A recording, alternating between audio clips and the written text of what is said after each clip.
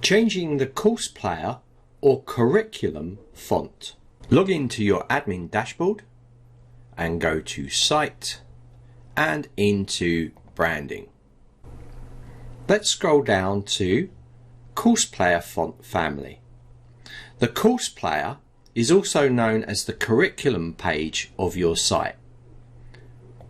This is a curriculum page inside here. It's also known as the Course Player. So by changing the fonts inside the Course Player font family, you will be changing the fonts inside the Course Player or curriculum. Let's go and change this now to more dramatic font. Let's choose AudiScript, and you can also choose an option in here. Please note, for different fonts you have different options. Let's choose bold font style. Let's go and change the body text now. So let's change our body text to something like Orbitron and change this to a medium. We're going to save this now.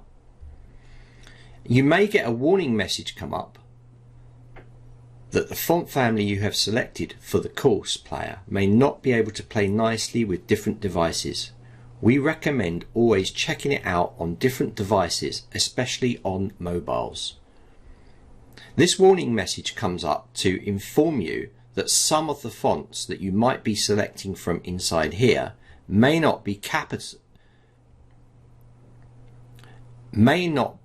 available on certain devices or browsers. So be wary about using very elaborate fonts.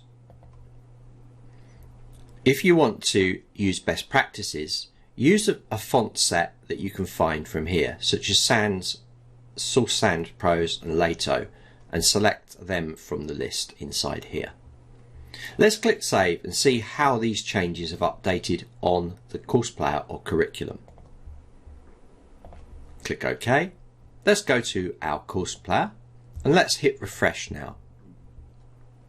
So you're now going to see that these have changed to reflect those changes inside of the course player font family.